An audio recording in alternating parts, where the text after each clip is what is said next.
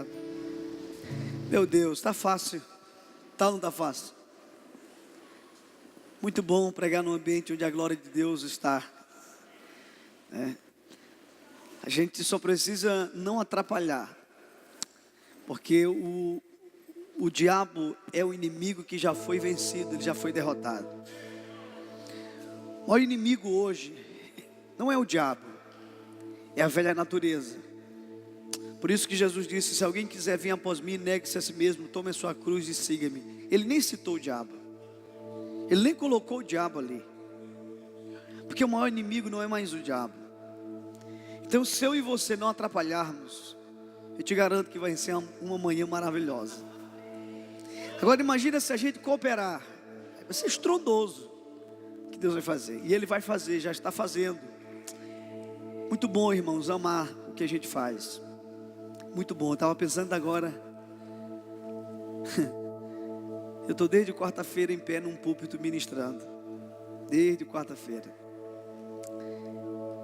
Mas eu tenho um sentimento agora aqui, que é a minha última vez. E sempre quando eu subo eu pergunto assim: e se fosse minha última vez? E pode ser sempre isso, que a gente sempre ministre numa célula onde Deus abriu uma oportunidade para você ministrar. Sempre esse sentimento: e se fosse a última vez? Eu quero compartilhar com vocês uma palavra, que é a palavra que eu queria ter pregado ontem, mas ela realmente não tinha nada a ver com ontem. Porque hoje eu vou falar sobre ponto de equilíbrio. E ontem foi um desequilíbrio total. Então não tinha realmente nada a ver com o que Deus queria para ontem. A Bíblia diz que nós devemos crescer na graça e no conhecimento. Quando a Bíblia diz que nós devemos crescer na graça e no conhecimento, a Bíblia está me chamando para um equilíbrio. Se eu cresço como igreja só na graça e não cresço no conhecimento, eu vou gerar um fator de desequilíbrio. Também se eu cresço só no conhecimento e não cresço na graça, eu vou gerar também um fator de desequilíbrio. O ser humano tem um espaço aqui, mais ou menos aqui assim, atrás da orelha, chamado labirinto. E se o homem perde um líquido que tem nesse lugar, ele vai desenvolver uma doença chamada labirintite. O que é labirintite? É uma doença que faz com que o ser humano perde a noção de equilíbrio. É impressionante, uma pessoa que tem labirintite, ele não consegue andar no plano. Não consegue andar no plano. Você sabia que Deus tem um plano para nós? Mas você já percebeu que tem gente que não consegue andar no plano de Deus? É plano. Deus tem um plano. Mas tem gente que não consegue andar nesse plano, porque não tem equilíbrio. Deus tem me ensinado algo assim extraordinário. Tem sido uma chave maravilhosa para a minha vida. Ele tem dito assim para mim: meu filho, você quer entender o complexo? Olhe para o que é simples, e o simples vai explicar o complexo. Ele dizia assim: vocês querem entender o reino? E o reino é alguma coisa complexa. Ele dizia: olhem para os lírios do campo. Isso é muito simples. Olhem para os pássaros. E esta simplicidade vai revelar a vocês as coisas complexas. Então vamos tentar simplificar aqui as coisas, para você entender que o princípio do equilíbrio está na criação. Se você tiver muito de açúcar no seu organismo, você vai desenvolver uma doença chamada diabetes. E se você tiver pouco de açúcar, você também vai desenvolver uma outra doença chamada hipoglicemia. Muito ou pouco é prejudicial. Precisamos ter em equilíbrio. Mas quem fez isso foi Deus. E Deus impregnou em toda a sua criação elementos de quem Ele é. Esse princípio está em tudo.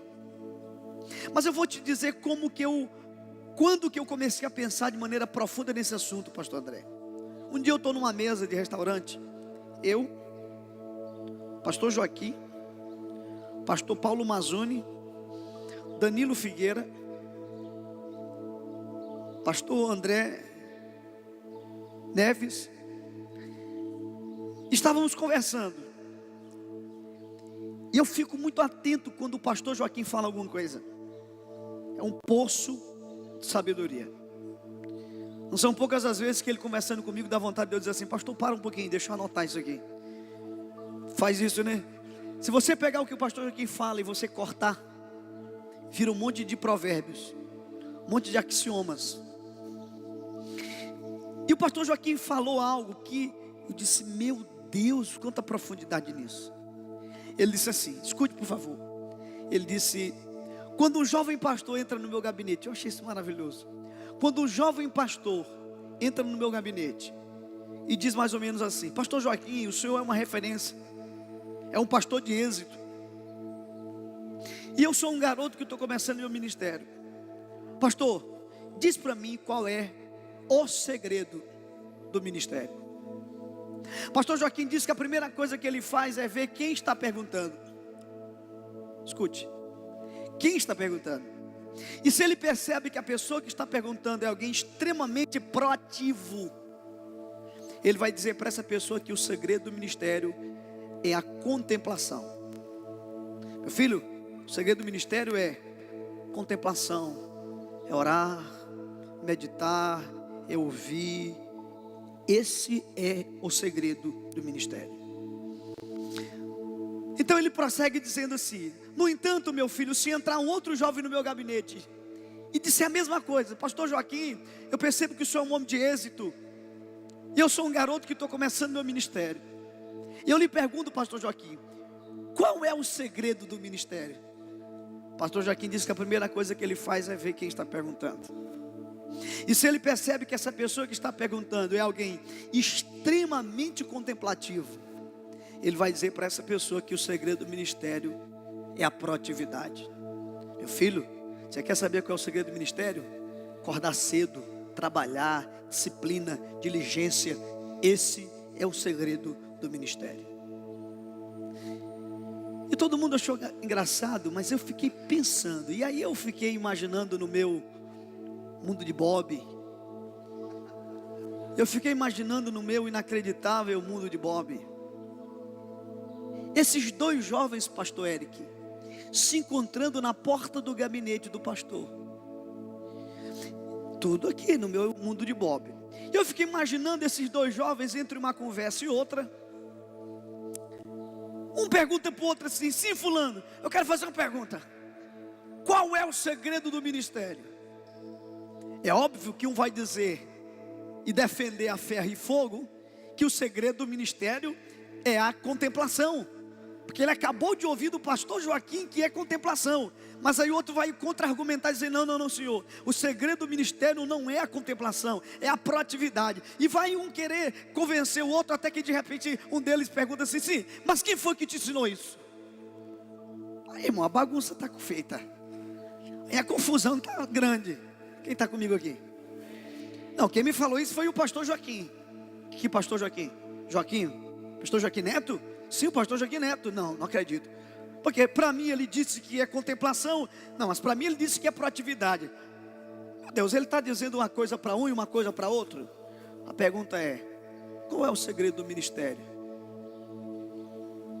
O segredo do ministério é um segredo para a vida: equilíbrio. Eu quero que você pense em proatividade e contemplação como sendo as duas asas de um avião. Afinal de contas, qual é a asa mais importante do avião? A da direita ou a da esquerda?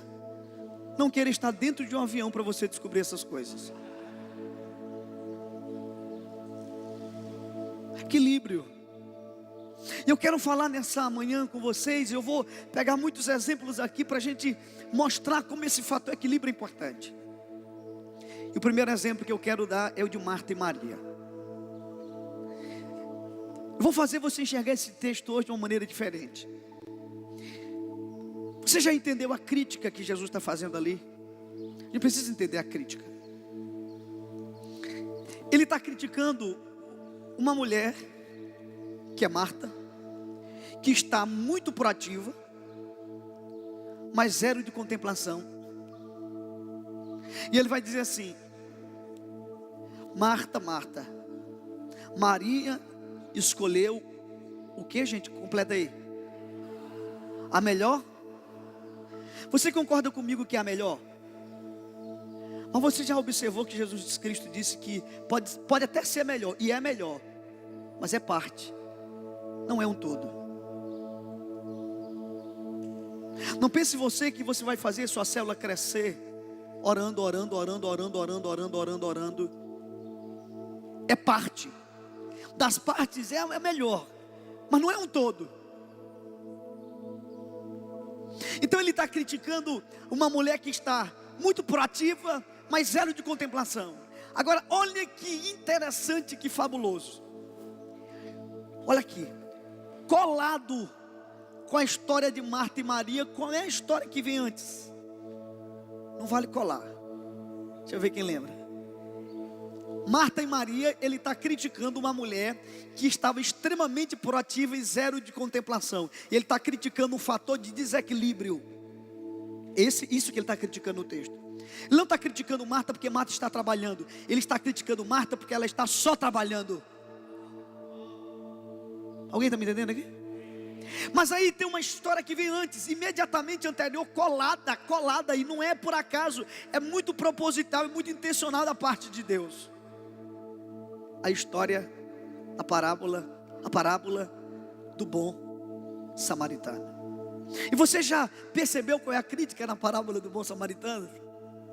Diz a Bíblia que o sacerdote e o levita desciam de Jerusalém para Jericó. Por que eles desciam e não subiam? Porque naqueles dias havia um lugar de culto que era Jerusalém, o templo estava em Jerusalém. Portanto, quando eles desciam, o que Jesus está dizendo é que eles estavam saindo de um culto. Ou seja, eles tinham acabado de contemplar. Eles contemplaram, mas eles não serviram o homem que estava do lado de fora. Então ele está criticando alguém que contempla e não serve. Ele está criticando o desequilíbrio.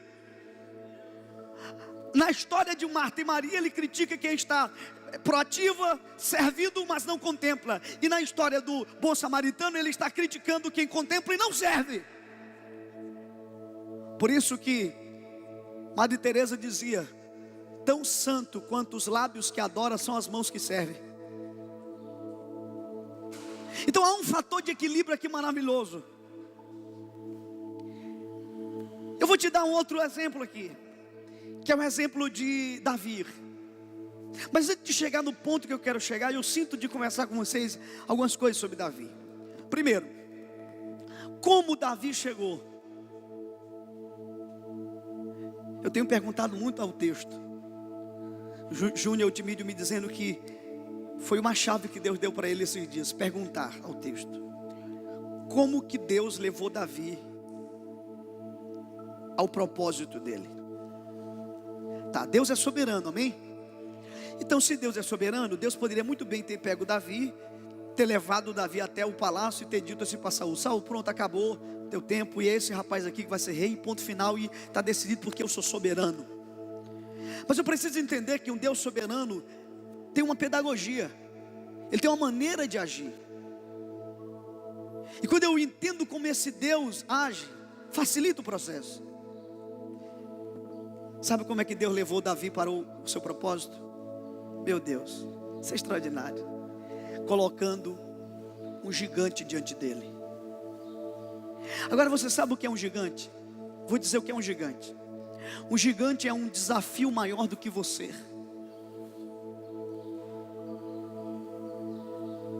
Não, eu preciso ser profeta para saber que tem gente aqui enfrentando desafios maiores. A única diferença é que o nome do gigante dele era Golias, e o nome do teu pode ser outro.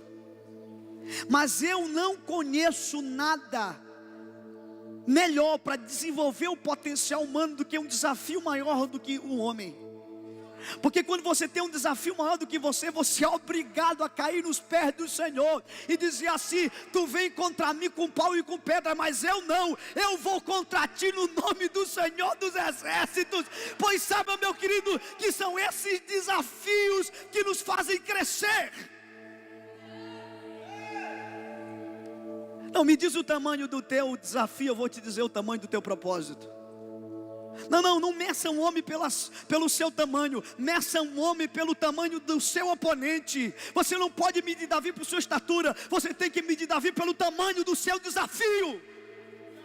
Só porque tem sido grande tuas lutas, só porque tem sido difícil tua caminhada, é porque será extraordinário o que Deus vai fazer através da tua vida. E eu não estou aqui liberando uma palavra solta ao vento, eu estou liberando nessa manhã uma palavra profética que tem destino e repouso.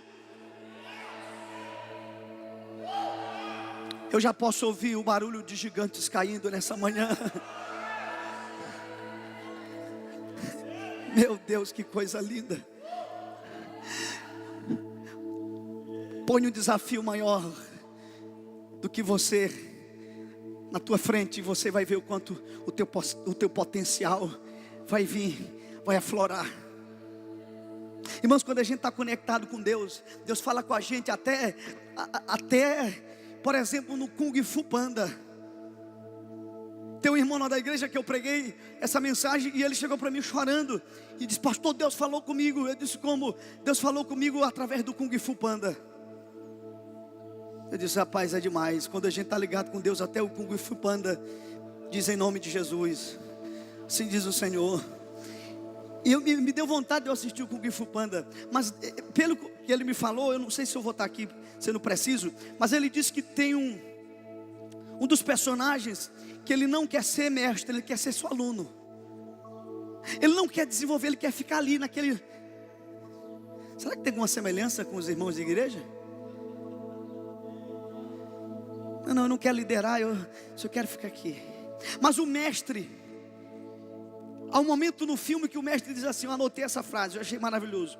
Diz assim, o mestre diz para o aluno: se você só fizer o que sabe, você nunca será maior do que é agora.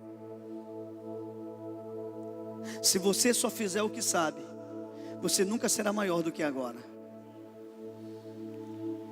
Gente, isso é comprovado cientificamente. A neurociência explica o que acontece com o cérebro humano quando ele tem um desafio novo. Você sabe o que é a convocação do Maranhão para mim? Eu não tenho tempo de explicar aqui o que é a convocação do Maranhão. Vai lá no meu Instagram, você vai descobrir o que é.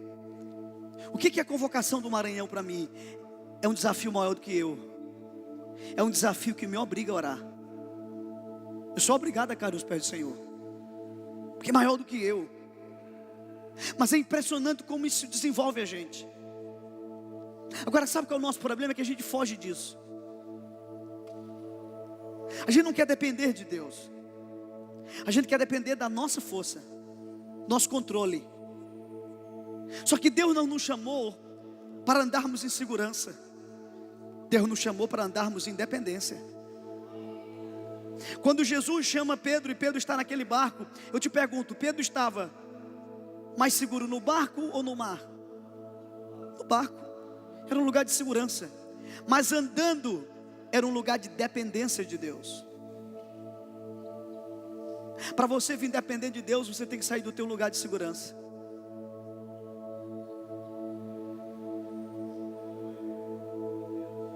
Ai, ai, ai, ai, ai.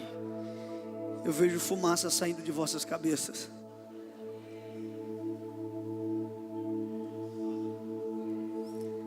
Meu Deus. Agora eu vou te fazer uma pergunta. Quantos aqui acreditam que Davi precisou depender de Deus para vencer o gigante? Ok. E quantos acreditam que Davi precisou agir para vencer o gigante? Diz a Bíblia que ele diz assim: quem é esse circunciso filisteu para se levantar contra o Deus vivo? Eu vou contra ti no nome do Senhor dos Exércitos. Só que esse mesmo Davi, diz a Bíblia que ele foi, pegou a sua funda, ele foi, armou a sua funda, foi contra Golias e ele lançou a sua funda. Quem lançou a funda? Deus ou Davi? Davi. Então, Davi dependeu de Deus? Sim. Davi agiu? Sim. Agora eu te pergunto, se você tiver que escolher entre depender de Deus e agir, o que você vai fazer? Aqui está o problema. Aqui está o grande problema, gente.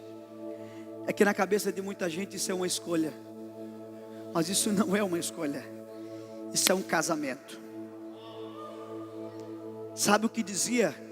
Não, eu digo isso, talvez ninguém acredita, mas ainda bem que quem disse isso foi Santo Agostinho. Santo Agostinho dizia o seguinte: ore como se tudo dependesse de Deus, mas trabalhe como se tudo dependesse de você. Ore como se tudo dependesse de Deus, mas trabalhe como se tudo dependesse de você. Dê o seu melhor. O fato de você estar dando o teu melhor não quer dizer que você não esteja dependendo de Deus. E o fato de você depender de Deus não quer dizer que você vai ficar passivo no processo. Dê o seu melhor. E Davi no Velho Testamento e Paulo no Novo Testamento, talvez sejam os dois homens que mais compreenderam essa verdade. Davi, quando vai buscar a arca, vocês lembram o que Davi faz? Diz a Bíblia que eles dão 6 passos. 1, 2, 3, 4, 5, 6. Por que 6? Por que não 5? Por que não 3? Porque 6 na Bíblia é o número do homem. 7 é o número de Deus. Diz a Bíblia que no 7º passo eles sacrificavam. Davam 6 passos, no 7º sacrificava. O que Davi está dizendo é o seguinte: vamos esperar o melhor de Deus. Agora vamos dar, turma, o nosso melhor. Você está esperando o melhor de Deus, mas você tem dado o teu melhor para Deus? Sabe o que era a filosofia de Davi, meu amigo? Eu espero o melhor de Deus, agora eu vou dar o meu melhor para Deus. O meu melhor, o meu tudo. Experimente dar o teu melhor. Porque o que vai fazer a diferença não é quanto você tem, mas é o teu melhor e nas mãos de quem você vai colocar. 5 pães e 2 peixinhos são muito pouco, é muito pouco, mas depende, é o teu melhor, é o teu tudo, e nas mãos de quem você vai colocar, nas mãos de Jesus, então é o suficiente. O teu melhor, nas mãos de quem você coloca. Agora, isso aqui, irmão, isso aqui é para quebrar tudo nessa manhã. Nós, pastores, escutemos isso com muita atenção. E todo mundo. Você sabe por que Davi dava 6 passos? E no 7º ele sacrificava.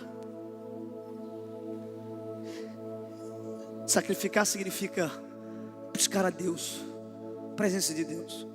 Que Davi estava dizendo o seguinte: a gente não pode andar muito longe sem buscar a direção dele, sem buscar a vontade dele. Não dá para ir muito longe. Tem gente que já está andando quilômetros e não tem sacrificado. Davi disse: eu não aceito. Você já parou para pensar que isso deve ter tornado a caminhada mais lenta aos olhos humanos? Porque, gente, é sério, eram 6 passos. 6 passos sacrificava, 6 passos sacrificava, 6 passos sacrificava. Isso tem um símbolo, há uma simbologia. Você não pode ir muito longe sem sacrificar a Deus, sem buscar a Deus, sem entender qual é a vontade de Deus. Ontem eu, pastor Eric, pastor André, a gente parecia 3 meninos chupando pirulito. Você já viu menino chupando pirulito? Aquele pirulitão do Chaves. Isso já era mais de meia-noite. A gente parecia 3 meninos chupando pirulito. Encantados, deslumbrados com o inacreditável e maravilhoso Jesus. Ele é lindo, Ele é tremendo, Ele é maravilhoso. Meu Deus, como Davi venceu Golias? Como foi que Davi venceu Golias? Ele pegou a sua funda e ele venceu Golias. Mas eu quero só levantar um questionamento. Será que Davi venceu Golias só com a funda? Porque diz a Bíblia que ele tinha uma harpa. E sabe o que era a harpa? O símbolo da contemplação. Sabe o que é a funda? O símbolo da proatividade. Como é que ele venceu? Ele venceu contemplando, equilibrando com proatividade. Porque a mesma Bíblia que fala de santidade, fala de diligência. Santidade, contemplação, diligência, proatividade. Eu vim aqui te dizer nessa manhã que o segredo de Davi estava entre uma harpa e uma funda. Eu vim aqui te dizer nessa manhã, nunca ouse lançar a sua funda sem tanger a sua harpa primeiro. Irmão, eu sinto temor nessa manhã nesse lugar. Meu corpo está arrepiado. Meu corpo está sentindo o peso da glória de Deus nessa manhã. Nunca ouse pegar a tua funda e lançar sem primeiro tanger a tua harpa. O segredo de Davi estava entre uma harpa e uma funda. Entre uma harpa e uma funda. Alguns anos atrás eu recebi um pastor com uma equipe de pastores. Uma equipe da igreja dele e uma equipe de cidades vizinhas. E esse pastor, ele foi conhecer a nossa igreja. Acho que isso deve ter uns 3, 4 anos. 3, 4 anos. E ele foi lá, passou final de semana cobrindo uma sexta até a terça-feira. Terça-feira ele voltou.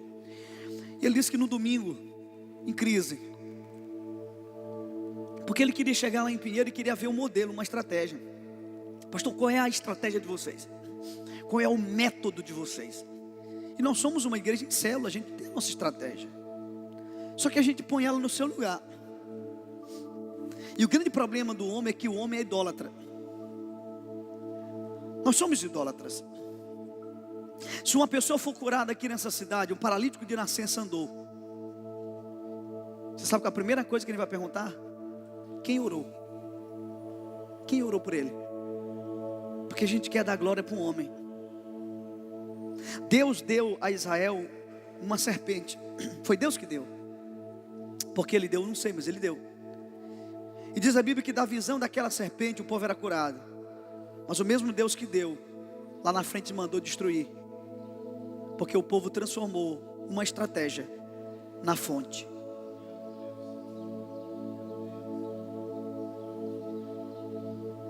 Não há nenhuma diferença, gente, entre um ídolo na mão e um ídolo na mente. Ídolo é tudo aquilo que está no lugar de Deus. Só que tem uma coisa, tudo aquilo que está no lugar de Deus é um ídolo. E todo ídolo um dia se torna um demônio. Então, esse moço foi lá na igreja, ele queria conhecer. E ele viu, e ele não viu nada de extraordinário.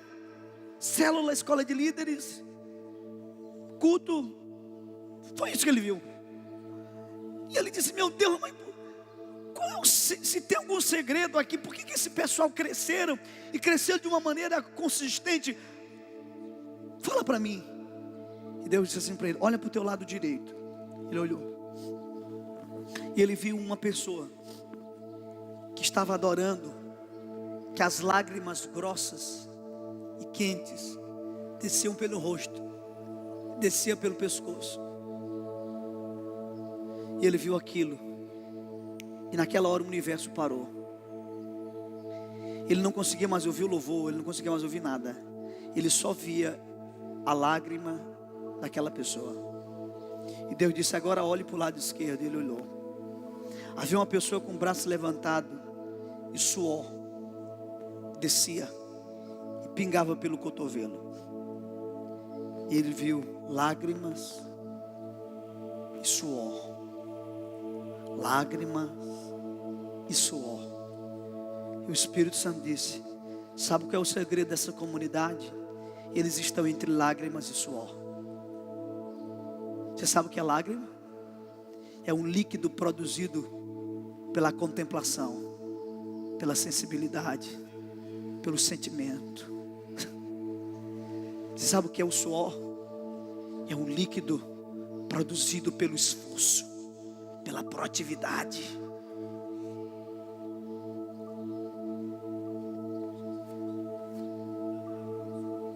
Lágrimas e suor. Não foram poucas as vezes que eu não sabia no meu corpo o que era lágrima e o que era suor. Não foram poucas as vezes que as minhas lágrimas se misturaram com o meu suor. Eu não sabia mais o que era lágrima e o que era suor.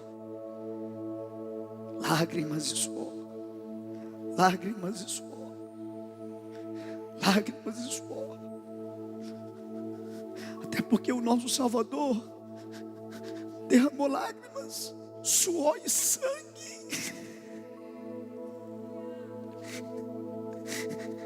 O nosso Senhor derramou lágrimas, suor e sangue. Sangue. Ele deu o seu melhor por nós. Lágrimas e suor. Eu quero te dar um outro exemplo nessa manhã. Aí eu preciso que você abra sua Bíblia. Êxodo capítulo 14. Êxodo capítulo 14. Meu Deus.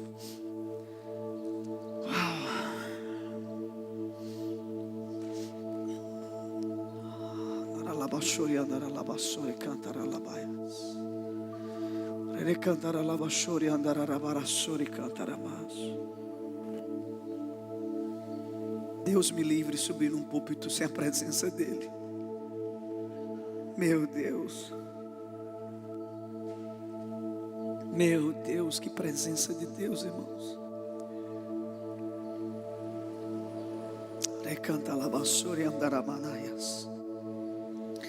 Êxodo capítulo 14.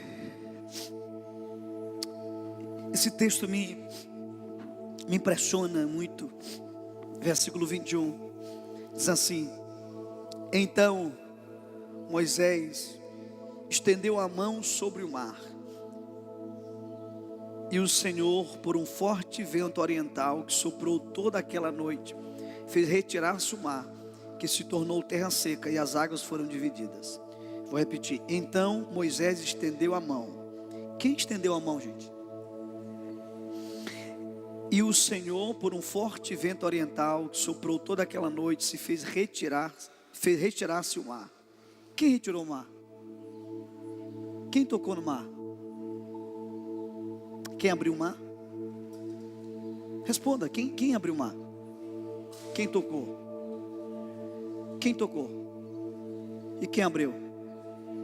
E quem abriu? E quem tocou? Não esqueça disso. Agora tem uma coisa que tu vai ficar impactado. Eu confesso a você que quando eu vi isso a primeira vez, eu disse, meu Deus, está aqui o segredo. Não sei se você já observou isso. Olha o verso 26, eu nunca tinha observado. Disse o Senhor a Moisés: estende a mão sobre o mar, para que as águas se voltem sobre os egípcios, sobre os seus carros e sobre os seus cavalarianos. Olha aqui, olha aqui, olha aqui. Eu vou teatralizar aqui o que aconteceu. Moisés está vindo com o povo, debaixo de uma palavra de Deus, uma palavra de conquista. Quem tem uma palavra de conquista aqui? Nós temos uma palavra de conquista para as nossas cidades. E Moisés com o seu povo tinha uma palavra de conquista. E eles saem debaixo daquela palavra de conquista. Mas de repente eles se deparam com um obstáculo. Você só precisa trocar Golias pelo mar, mas tudo é um gigante. Porque o que era um mar? Era um desafio maior do que Moisés. Mas quando nós passamos por um desafio maior do que nós, acontece muitas vezes o que aconteceu com o povo. O povo questionou. O povo disse assim: não era o tempo, não era para a gente ter feito isso. Eu quero que você entenda que um obstáculo não quer dizer que você está na rota errada. A luta e a pressão não quer dizer que você está na rota errada.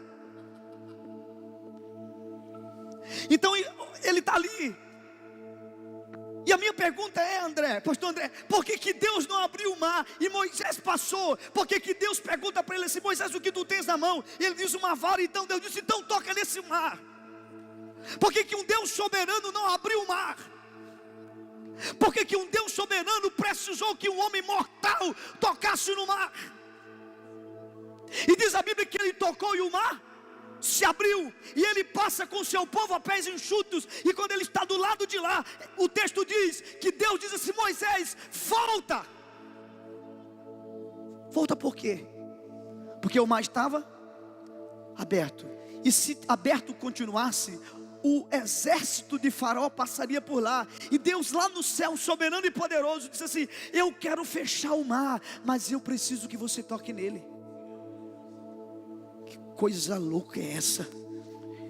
E ele veio, e ele tocou no mar, e o mar fechou. Por que, gente? Aqui tem um princípio extraordinário. O campo de Deus é o campo do impossível. O campo do homem é o campo do possível. Quem fez o que primeiro? Moisés tocou primeiro ou Deus abriu primeiro? Moisés tocou. Faça o possível e Deus fará o impossível.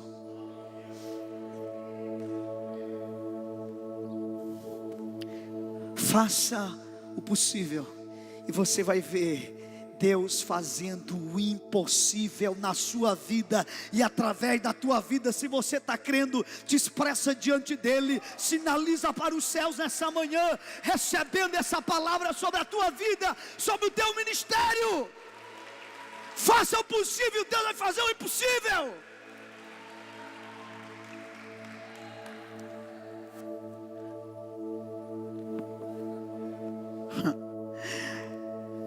Me vem na cabeça agora.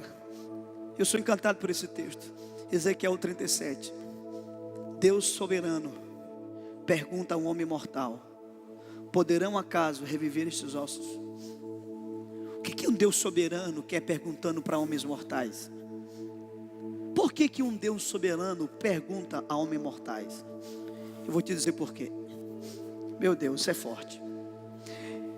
Eu tenho uma formação teológica, mas quando eu fiz, eu tenho um curso técnico, que é um curso de contabilidade. E no curso de contabilidade a gente tinha uma disciplina chamada Direito e Legislação. E era uma disciplina que dava noções, é forte, dava noções de direito, noções. E eu lembro que um dia meu professor, ele anos depois ele se tornou presidente da OAB de Pinheiro. E um dia ele dando aula, ele pediu para que a turma, pastor André, se multiplicasse em 3 grupos. Ele disse assim: vocês vão ter uma semana para vocês estudarem um tribunal de júri. E vocês vão estudar tudo aquilo que compõe um tribunal de júri. Nós passamos uma semana estudando, a gente não tinha noção de nada. Nós fomos estudar sobre um tribunal de júri e no final a gente teatralizou, encenou um tribunal de júri. Cada grupo fez a sua apresentação. No final das apresentações ele foi para frente e disse assim: gente, diante de tudo que vocês viram, diante de tudo que vocês estudaram e pesquisaram essa semana, eu tenho uma pergunta para fazer. E a pergunta é: qual é a maior autoridade dentro de um tribunal de júri? O que vocês acham que nós respondemos? Só para te ajudar aí, foi um coro, todo mundo disse a mesma coisa. Eu li: o juiz. Todo mundo disse o juiz. E ele disse: não é o juiz. Professor, então seria o conselho de sentença? Ele disse também não. Não, o senhor não quer dizer para nós que uma autoridade no tribunal é o promotor? E ele disse: também não é o promotor. Não, professor, o senhor está querendo supor que a maior autoridade do tribunal é o advogado? Ele disse também não. Sobrou quem, gente? O réu. Todo mundo ficou assim: professor, se não é o juiz, se não é um conselho, se não é o promotor, se não é o advogado, o senhor está dizendo que é o réu? Ele disse também não. Então qual é a maior autoridade no tribunal de júri? E ele disse assim: a lei. A lei. E todos ali estão subjugados à lei, inclusive o juiz. Se o juiz toma uma atitude fora da lei, ele se torna infrator, arbitrário. Ele é arbitrário. A lei é uma autoridade. Interessante. Sabe o que Jesus Cristo disse? Eu não julgarei a vós naquele dia, mas a palavra que eu vos tenho pregado, ela há de vos julgar. Meu Deus. Eu quero te dizer nessa manhã que Deus é o juiz do universo. Os anjos são um conselho de sentença. Diz a Bíblia que eles vão separar naquele dia. São eles, diz a Bíblia, o trigo do joio. Satanás é um acusador. Jesus é o nosso advogado. Estamos nós na condição de um réu. Mas naquele dia não serão artigos incisos, serão capítulos e versículos. Eu quero que você entenda que o próprio Deus, Ele é soberano, mas na sua soberania Ele estabeleceu leis, e Ele respeita as leis que Ele criou. Por isso que a Bíblia diz que a vontade de Deus é que todos sejam salvos e cheguem ao pleno conhecimento da verdade. Essa é a vontade de quem, gente? Mas está acontecendo? Tem gente morrendo aqui sem Jesus? Lá em Pinheiro tem, em Belém também tem. Mas a vontade de Deus não é essa. Mas por que um Deus soberano pergunta a homens mortais? Eu vou te dizer por quê. Porque quando Deus fez o homem, façamos o homem à nossa imagem, à nossa semelhança, tenha ele domínio sobre a terra. Deus entregou a terra para os humanos. A terra Ele deu para os humanos. Salmo 115, verso 16 diz assim: os céus são o céu do Senhor, mas a terra Deus a fez e deu-a aos filhos dos homens. Você vai entender uma coisa aqui, que eu não sei se você já tinha entendido. Quem deu a autoridade da terra para o homem? Deus. Ele entregou para o homem. Você sabia que Deus e o diabo não podem atuar na terra sem um corpo humano? Ah, meu Deus. Por isso que Paulo disse assim: rogo-vos, pois, irmãos, que apresenteis o quê? A alma, o espírito. O que ele diz? O corpo. Não, ele não está mandando o povo converter, pastor André, porque ele diz assim: rogo-vos, pois, irmãos. Ele está falando para a gente que já converteu. Vocês que já converteram, deem o corpo de vocês, para que Deus seja legal na terra e faça aquilo que Ele quer. Você vai dizer assim: pastor Ribinha, o diabo está matando, o diabo está roubando, destruindo. Olha, outro dia o diabo ceifou a vida de uma pessoa ali. Sim, mas me conta essa história. Como é que foi isso? O diabo não vai levitar um revólver, e o revólver não vai engatilhar e pá, não. O diabo vai influenciar um homem vai brigar com outra pessoa, e nessa briga ele vai tirar um revólver e ele vai matar aquela pessoa. Mas você percebe que o diabo usou um corpo. Mas não é só o diabo, Deus também, para agir na terra, precisa de um corpo.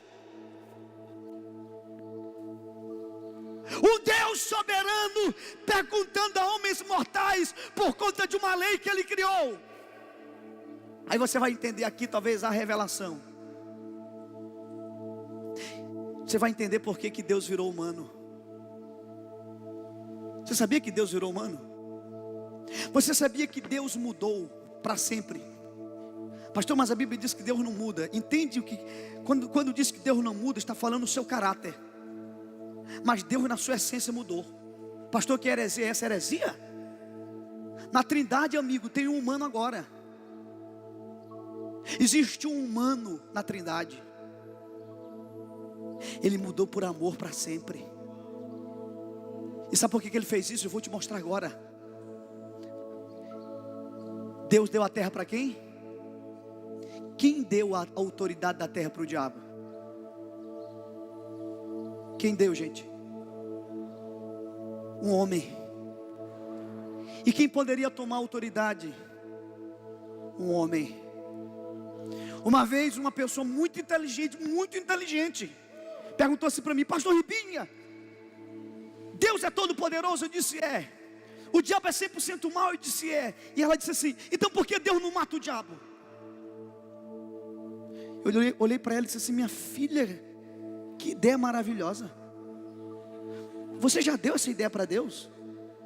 Talvez Deus está tão preocupado com tantas coisas que Ele não pensou nisso. Mas gente, fala a verdade, a ideia não é boa? Não, fala a verdade, não tem medo. Deus matou o diabo. Imagina um culto, uma vida, uma existência sem o diabo. Olha, por que Deus não mata o diabo? Sabe por que Deus não mata o diabo? Porque Deus respeita as leis que Ele criou. Pastor Joaquim me disse isso. Você sabe por que o pastor Joaquim tem autoridade? Porque ele é um homem que honra a sua palavra. Você sabe por que Deus tem toda a autoridade? Porque Ele honra a sua palavra. Você quer ter autoridade, meu amigo? Honre sua palavra. Deus honra a palavra dEle. Ele pode, Ele tem todo o poder. Ele pode exterminar Satanás e seus demônios. Ele pode, mas Ele não vai fazer, porque Ele estabeleceu um princípio. Então sabe o que Ele faz? Há 2000 anos atrás, Deus se desfez de toda a sua glória, habitou entre nós, vimos a sua glória como a glória do unigênito do Pai, cheio de graça e de verdade. Deus se fez homem na pessoa de Jesus.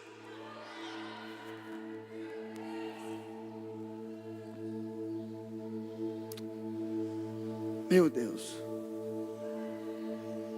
Deus virou humano por amor a mim e a você. Ele se fez carne por amor. Jesus é humano, Cristo é divino. Jesus Cristo se funda em um ser, um único ser, 100% humano, 100% Deus. A fusão da humanidade e a divindade. Por isso que a palavra diz: de sorte que haja em vós o mesmo sentimento que houve em Cristo Jesus, que sendo em forma de Deus, não teve por usurpação ser igual a Deus, mas a si mesmo se esvaziou, tomando a forma de servo e fazendo-se semelhante aos homens, e achado na forma de homem, humilhou-se a si mesmo até a morte de cruz. Mas pelo que Deus o exaltou soberanamente e lhe deu um nome que é sobre todos os nomes, para que ao nome de Jesus se dobre todo o joelho dos que estão nos céus, na terra e debaixo da terra, e toda língua confesse o seu nome, para a glória de Deus Pai.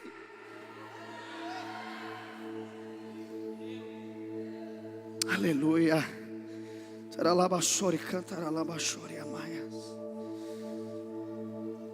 Deus virou humano e Ele tomou as chaves das mãos do diabo. Eu tenho uma mensagem no YouTube, assista lá, 1h e alguma coisa, só sobre isso. Com quem está a autoridade da terra? Assista, você vai cavar mais esse assunto. Com quem está a autoridade da terra? Santo Agostinho também dizia: sem Deus nós não conseguiremos, mas sem nós Ele não irá. Por que um Deus soberano pergunta a homens mortais? Eu vou te dizer aqui, e não diga que isso é heresia. Não diga, pelo amor de Deus. Eu fiz muitas perguntas nesses dias, mas aqui é uma afirmação. A velocidade da obra não depende de Deus. Dizer que a velocidade da obra depende de Deus é dizer que Deus tem apreço por uns mais do que por outros. Eu viajo em muitos lugares, irmãos, pregando o evangelho, com todo respeito à cidade de vocês. Mas quando eu entro em Imperatriz, eu sinto algo precioso. Por exemplo, quando eu entro num templo como esse aqui. Mas eu não sinto algo forte quando eu entro em Castanhal. Estou sendo muito honesto com vocês, muito honesto. Mas quando eu ponho meus pés em Imperatriz, é extraordinário o que Deus está fazendo ali. Porque não tem a ver com uma ou com duas igrejas. Eu fui num culto da igreja adventista, gente. Eu fui no culto da igreja adventista lá. A igreja adventista faz o seu culto oficial no templo da Assembleia de Deus. Você consegue imaginar isso aqui? Eu fui num culto onde o pastor da adventista fez um cheque de 40 mil reais e deu na mão de uma freira da igreja católica. Talvez, não sei se você sabe, mas Deus não é evangélico. Deus não é um patrimônio nosso. Quando eu entro em Imperatriz, eu sinto algo extraordinário. Aí alguém vai dizer assim para mim: não, é porque é a vontade soberana de Deus. Você está dizendo que Deus ama mais Imperatriz do que Pinheiro? Você está dizendo para mim que Deus ama mais Imperatriz do que Castanhal? Isso não tem a ver com o amor de Deus. Deus ama todos de igual modo. A questão não é essa. A questão é que lá em Imperatriz tem igreja. A igreja está cooperando mais com a vontade de Deus. Então a velocidade da obra não depende de Deus, depende do obreiro. Perguntaram para John Wesley, qual é o maior segredo da obra? Ele disse: o obreiro. Aí do outro lado alguém pergunta: e qual é o maior entrave da obra? Ele disse: o obreiro.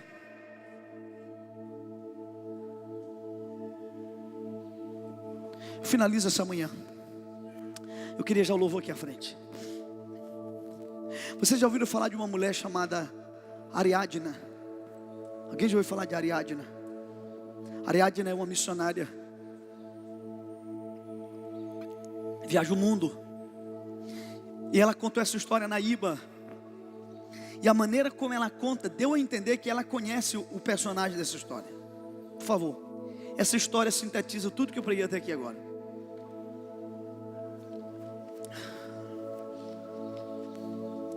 Suor e lágrima, entre uma funda e uma harpa, entre uma harpa e uma funda. Ela disse que um dia um homem em uma vila muçulmana, um homem tem um sonho, e no sonho, pastor, Jesus aparece para ele, e Jesus Cristo disse: eu sou o caminho, a verdade e a vida. E não é Mohammed, sou eu. O verdadeiro Deus não é Alá, é o Deus de Israel. Naquele dia aquele homem acorda, se ajoelha e se converte ao cristianismo, ao evangelho. Só que no sonho, Jesus disse para ele: fica tranquilo, porque eu vou mandar aqui a minha igreja, e eles vão trazer a você o livro. O livro, ainda não toquei nada, só eles vão trazer o livro que contém as palavras de vida eterna. E aí, pastor Eric, a partir daquele dia, todos os dias de madrugada, aquele homem ia para a única entrada que tinha naquela vila, e ele ficava esperando, porque Jesus disse para ele que a igreja iria levar o livro. E ele ficava ali esperando. Aí um dia, um grupo de missionários que estavam indo para um outro local, 2 deles recebem de Deus a direção e dizem assim: Deus está mandando nós irmos para aquela vila fora da rota.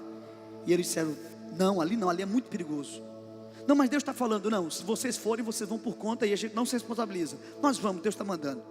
E eles vão, e vão levando as Bíblias, contrabandeando Bíblia para aquela comunidade. Então vão 4 horas da manhã, porque é deduzido que era o horário que todo mundo estava dormindo. E quando eles vão entrando na única entrada de acesso àquela vila, lá está um homem, de rosto sisudo, com as mãos para trás, como se fosse um soldado.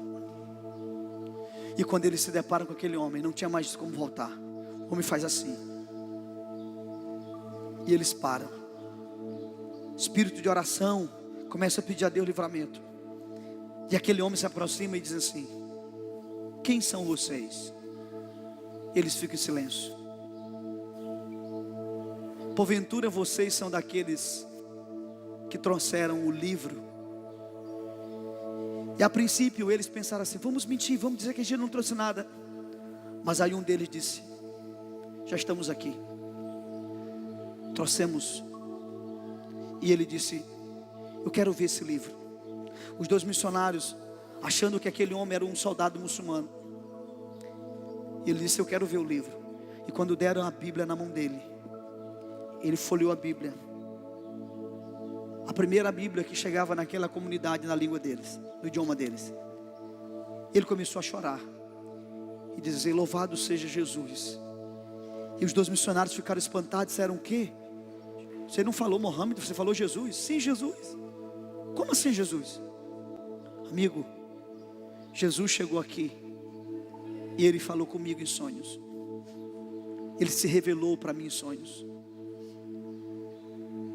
Eu me entreguei a Ele e eles ficaram encantados. E aí aquele homem disse assim, contou a experiência como é que foi, e disse assim: e Ele me falou que vocês viriam e que vocês trariam um livro. Mas ele disse: mas por que vocês demoraram tanto? Aos 2 missionários tentando responder, disseram assim: não, é porque nós estávamos indo para um outro lugar, e aí a equipe não queria para a gente vir, mas importante que a gente veio e trouxe a Bíblia. Mas afinal de contas, quando foi que Deus se revelou para ti em sonhos? Ele disse: há 20 anos atrás.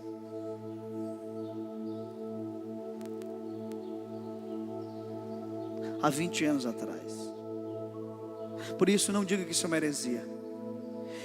Eu vou te mostrar na Bíblia que Deus não fez o que Ele queria ter feito, porque não houve um homem para cooperar com Ele. Você tem coragem de ler esse texto comigo? Se você não tiver coragem, não abra a tua Bíblia. Se você tiver coragem, pega a tua Bíblia e Ezequiel 22. Meu Deus. Ezequiel 22, versículo 30. Tem que ter muita coragem. Ezequiel 22, 30. Diz assim: busquei entre eles um homem que tapasse o muro e se colocasse na brecha perante mim a favor dessa terra, para que eu não a destruísse. Mas a ninguém achei, e por isso eu derramei sobre eles a minha indignação, e com o fogo do meu furor os consumi, e fiz cair-lhes sobre a cabeça o castigo do seu procedimento, diz o Senhor Deus. Sabe o que esse texto está dizendo? Que Deus lá do céu olhou para a terra, para um lugar específico, e Ele disse assim: eu não quero destruir esse povo. Ele procurou um homem que pudesse cooperar. Ele não achou. E porque ele não achou, ele não pôde fazer o que ele quis fazer. Eu não aceito na minha geração, na minha cidade, Deus dizer que Ele procurou um homem e não achou. Quando eu tinha 16 anos de idade, eu coloquei meu dedo e riste ao céu e disse: Deus, se Tu está procurando um homem, e se serve um garoto de 16 anos que não sabe muita coisa, eu quero te dizer nessa noite: para de procurar esse homem, porque Tu encontrou ele agora. A velocidade da obra nessa cidade não depende de Deus, depende de você. Depende de você.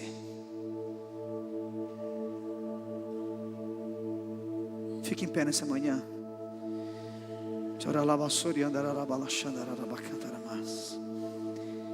Meu Deus, meu Deus.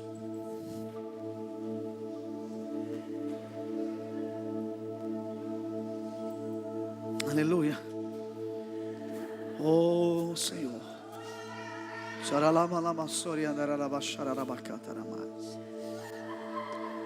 Ore como se tudo dependesse de Deus. Trabalhe como se tudo dependesse de você. A Bíblia fala de santidade. A Bíblia fala de diligência, lágrimas e suor. É verdade que eu nunca posso lançar minha funda sem tanger minha harpa primeiro. É verdade que eu não posso dar muitos passos sem parar e buscar a direção dEle. Quem sabe o que Deus está pedindo para você nessa manhã é: pare, pare, pare e busque, porque você já ultrapassou os seus passos. Talvez você já está andando a quilômetros na força do teu braço e não percebe. Talvez você está querendo conduzir aquilo que Deus colocou na tua mão na força do braço. Há um ponto de equilíbrio em tudo isso. Paulo disse: eu tenho trabalhado mais do que todos os outros. Eu tenho trabalhado mais do que todos os outros.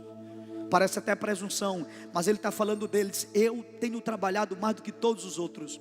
E os outros que ele está se referindo é nada mais, nada menos do que os 12 apóstolos que andaram com Jesus. Eu trabalhei mais do que todos os outros, vírgula. No entanto, não eu, mas a graça de Deus que em mim opera.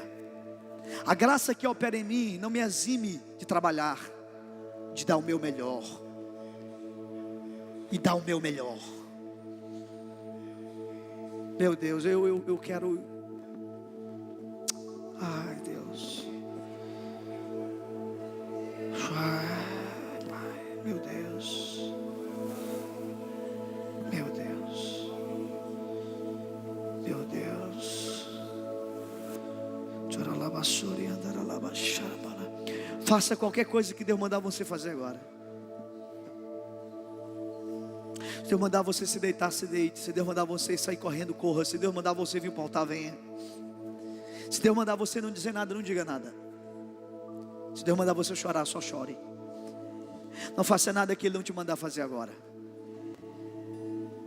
Cristo em nós.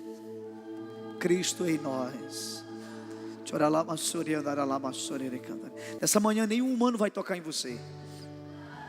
Nenhum humano vai tocar em você. O Espírito de Deus vai tocar profundamente em você.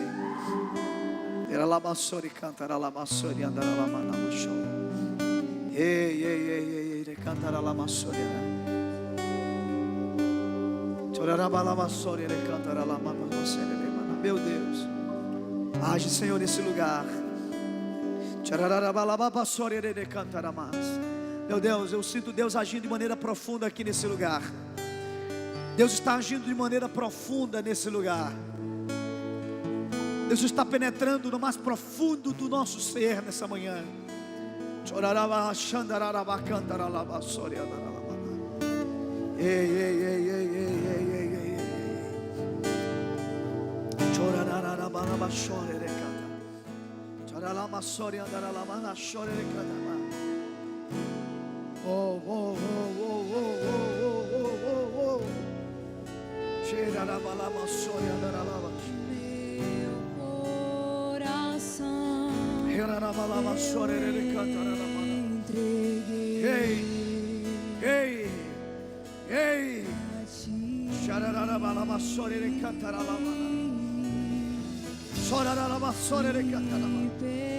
Percebi que meu Deus, meu Deus,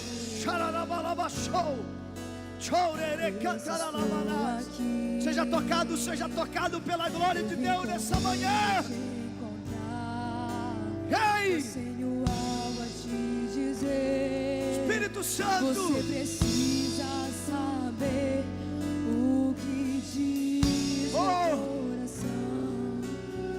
Eu vim correndo te encontrar. meu Deus, Eu tenho algo a te dizer. Você precisa saber.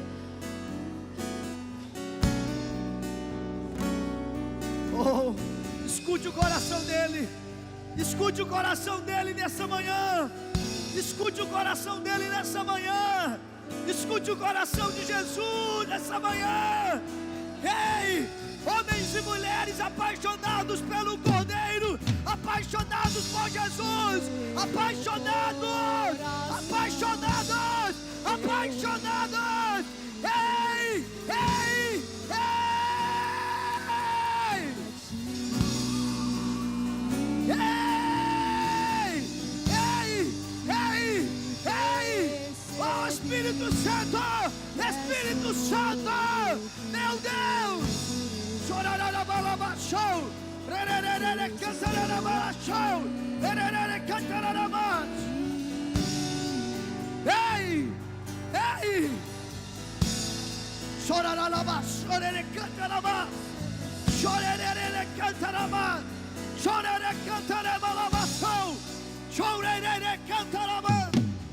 Espírito Santo, Espírito Santo. Coração, eu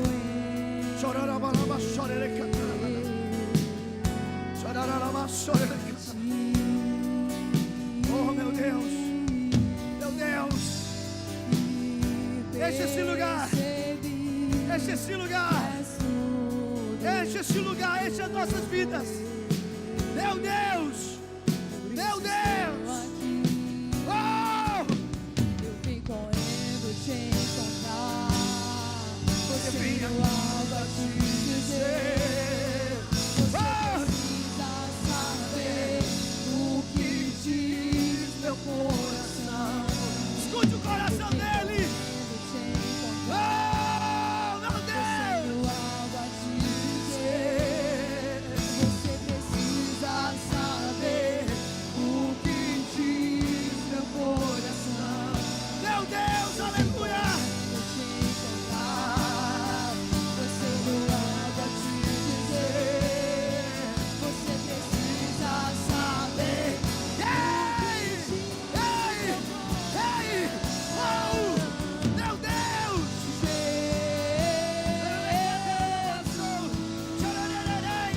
Ei, oh, oh. Ei, ei, ei. Meu Deus.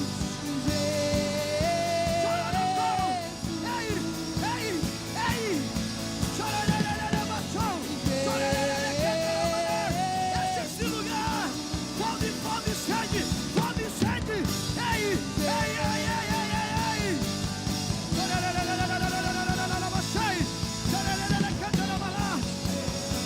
Obrigado, Jesus. Obrigado, Jesus. Ei.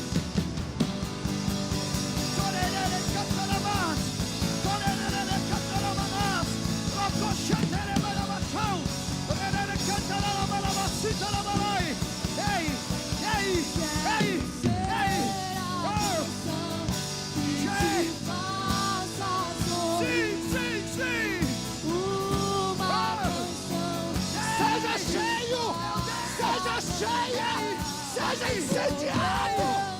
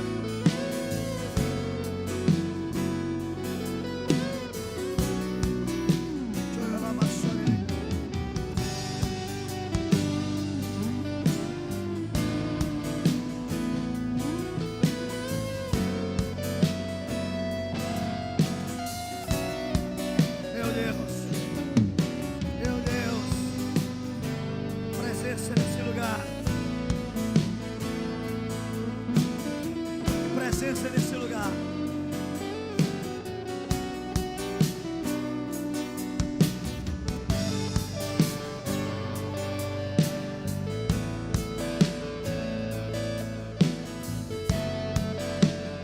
Morgana, eu tenho uma palavra de Deus para você.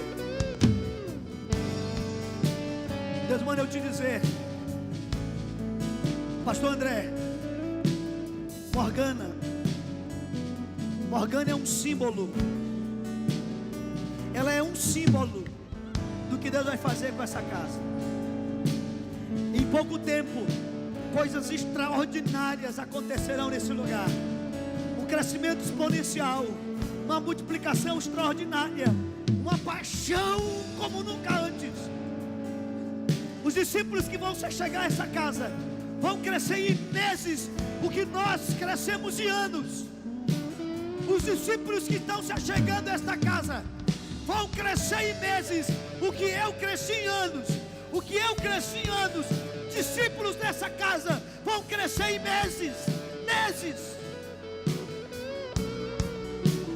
Você é um símbolo do que Deus está fazendo. Você é um protótipo do sopro de Deus.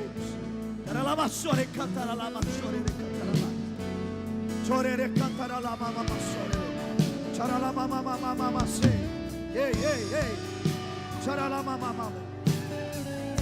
Meu Deus, estamos conectados. Estamos conectados. Ei, ei, ei, ei, ei. Eric, escuta, Eric. Fica em pé, Eric. Fica em pé. Fique perto da sua esposa aqui, por favor. Vem cá.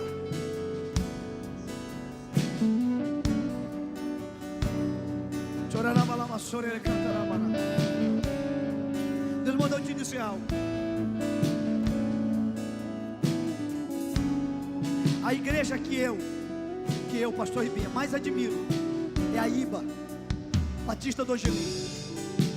Mas a cidade que me impressiona hoje é Imperatriz. E o homem que Deus usou para acender o avivamento de Imperatriz foi um homem que um dia ele estava num culto. Ele contou para mim, pastor Nonato, ele estava num culto e o Espírito Santo disse para ele: sai correndo agora. Sai correndo agora.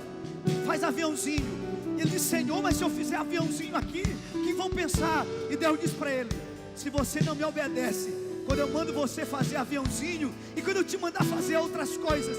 E era comum no culto ele sair correndo como você saiu.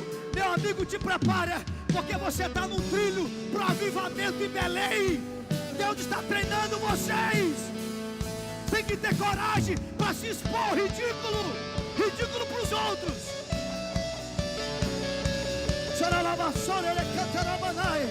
Ei, ei, meu Deus.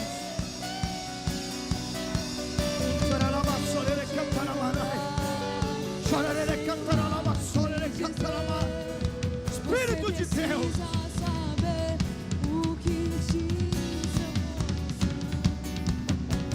Ei.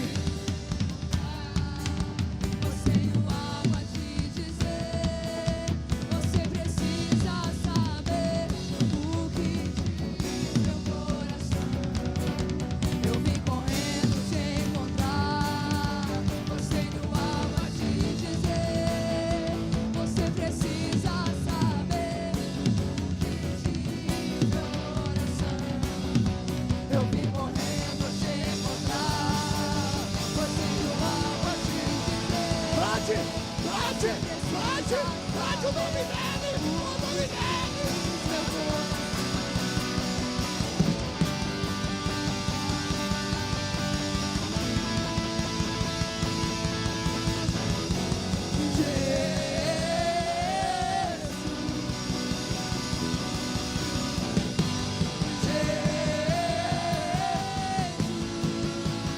Sobre a tua vida.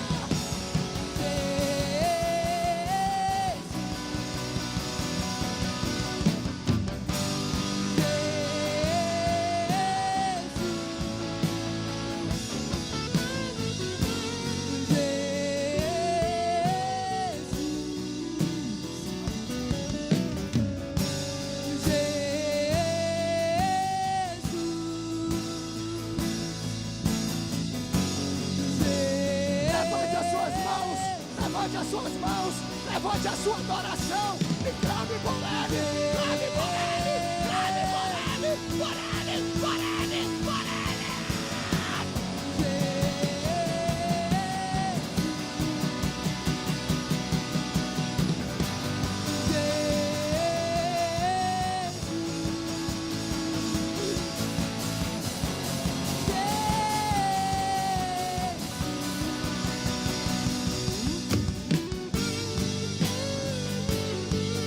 celebre, celebre, celebre, celebre, celebre. Você é livre, livre, livre, livre, livre.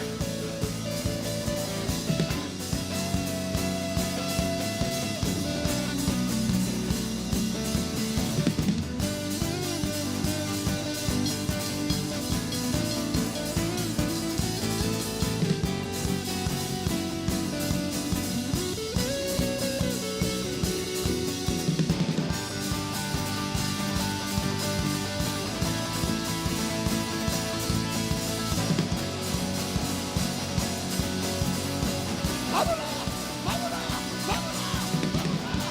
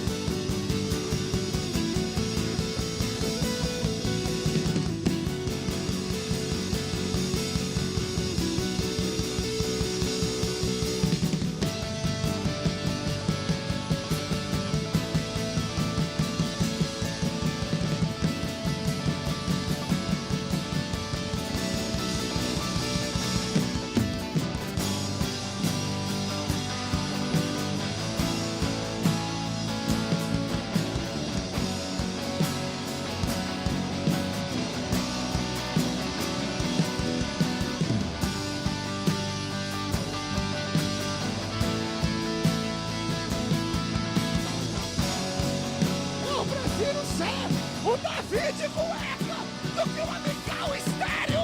Eu prefiro ser o Davi de cueca do que um amical estéreo. Prefiro